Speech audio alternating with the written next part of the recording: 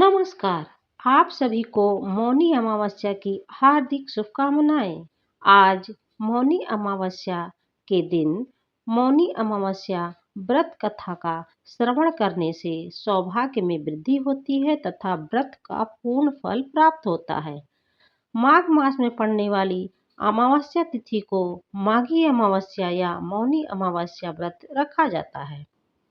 इस दिन स्नान, दान और पितरों का तर्पण करने से पूर्ण फल प्राप्त होता है। साथ ही व्रती को इस दिन व्रत कथा का श्रवण करके पीपल के वृक्ष की 108 बार परिक्रमा अवश्य करनी चाहिए।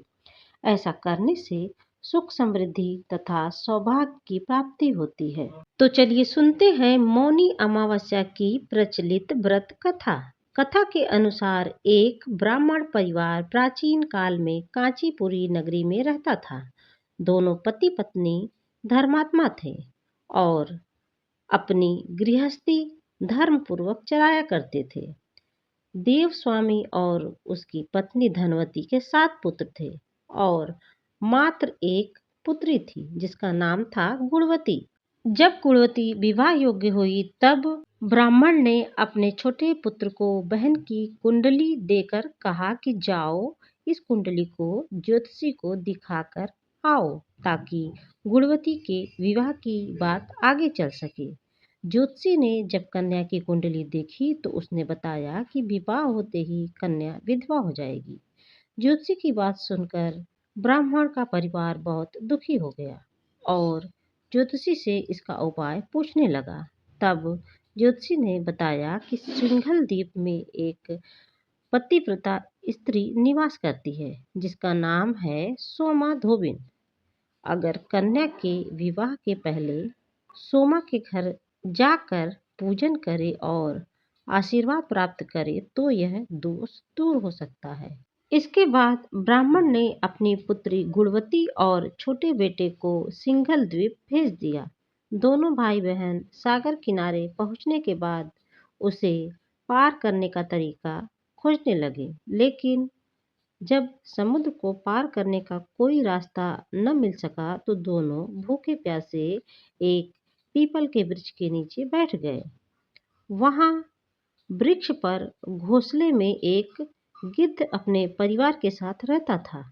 जिस समय वृक्ष के नीचे दोनों भाई बहन बैठकर आराम कर रहे थे उस समय घोंसले में केवल गिद्ध के बच्चे मौजूद थे जो सुबह से भाई बहन की बातों को सुन रहे थे। शाम को जब गिद्ध की माता बच्चों के लिए भोजन लेकर घोंसले में आई तो बच्चों ने वृक्ष के नीचे आराम कर रहे भाई बहन की सारी कहानी सुना दी।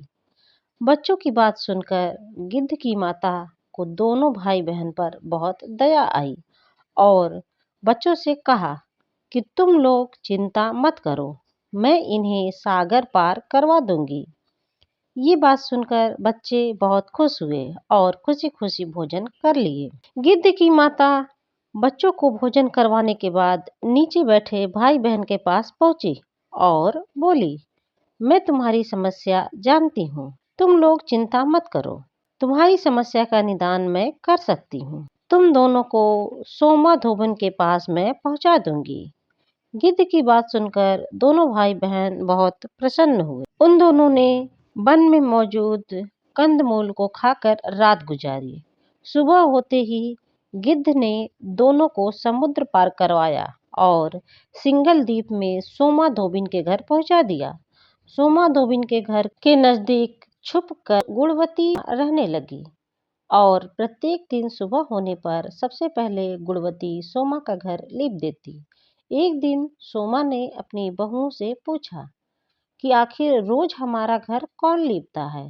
तब बहू ने अपनी प्रशंसा करवाने के लिए यह कह दिया कि हमारे सिवा और कौन कर सकता है, लेकिन सोमा को अपनी बहुओं पर भरोसा नहीं हुआ।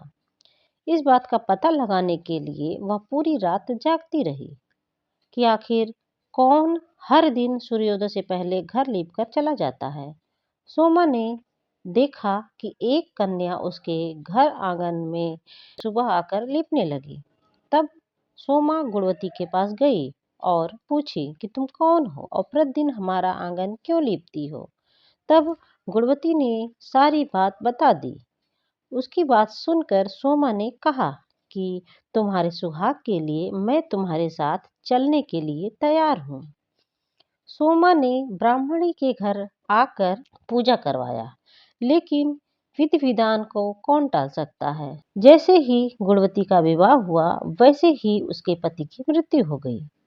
इस बात का पता चलने पर सोमा ने अपने सभी पुण्य गुणवती को दान कर दिए। उसके पुण्य के चलते गुणवती का पति जीवित हो गया, लेकिन पुण्यों की कमी होने के कारण सोमा का पति और बेटे की मृत्यु हो गई। सोमा ने अपने घर से निकलते समय बहुओं को यह आदेश दिया था कि मेरे घर आने से पहले मेरे पति और पुत्रों को यदि कुछ हो जाए तो उनके शरीर को संभाल कर रखना। अपनी सास की आज्ञा का पालन करते हुए बहुओं ने सभी के शरीर को संभाल कर रखा था।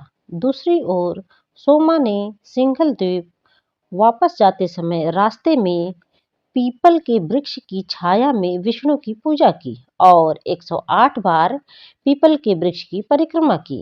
इसी पुण्य के प्रभाव से सोमा के घर वापस पहुंचते ही उसके पति और उसके बेटे जीवित हो गए।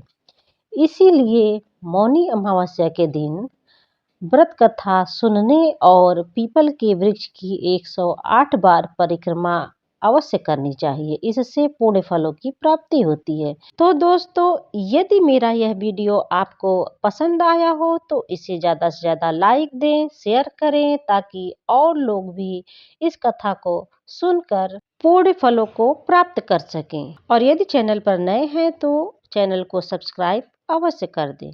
धन्यवाद।